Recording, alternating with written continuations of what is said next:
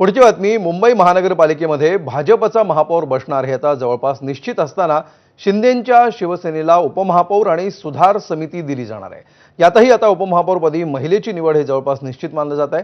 त्यासाठी पक्षातील 2 वरिष्ठ आणि अनुभवी नगरसेवकांची चर्चा आहे। सुधार समितीचं पद पुरुषांमधून नेमणूक होण्याची शक्यता सूत्रांकडून मिळते आहे। उपमहापौर पदासाठी तृष्णा विश्वासराव आणि यामिनी जाधव यांच्या नावाची जोरदार चर्चा आहे। 2014ला तृष्णा विश्वासराव या सभागृह नेत्या होत्या, तर त्याचवेळी महापौर पद हे अनुसूचित जाती जमातींसाठी आरक्षित असताना महापौर पदासाठी यामिनी जाधव यांचंही नाव चर्चेत होतं।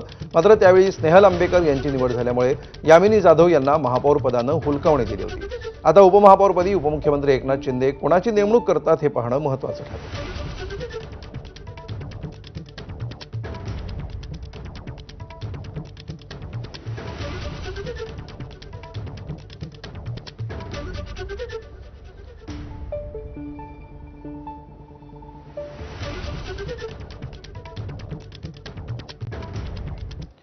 तर मुंबई महापालिकेवर भाजपच्या महापौर येणं हा मुंबईसाठी काळा दिवस असेल।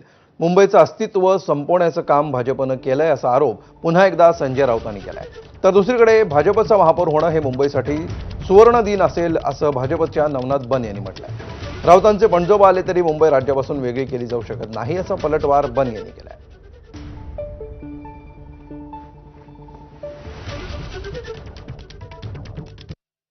भाजपच्या महापौर या मुंबई शहरावरती येणं हा मुंबईसाठी आणि 106 हुतात्म्यांसाठी काळा दिवस असेल। कारण ह्या मुंबईचं अस्तित्व आणि अस्मिता संपवण्याची कामगिरी भाजपने केली आहे। ही मुंबई भविष्यात उद्योगपतींच्या हातामध्ये दिली जाईल पूर्णपणे। एकनाथ शिंदे यांच्या मदतीनं भारतीय जनता पक्षाचा महापौर येणं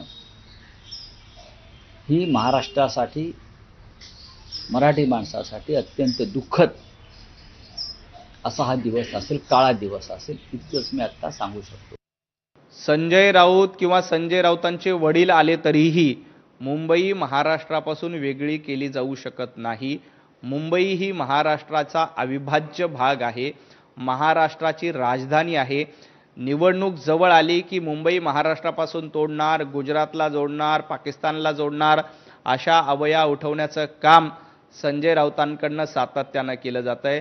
परंतु आम्ही हे वारंवार सांगतोय, मुंबई लुटायचं काम कोणी केलं तर संजय राऊत तुम्ही केलं, मुंबईला खड्ड्यात घालण्याचं काम केलं तर उद्धवजी ठाकरे तुम्ही केलं।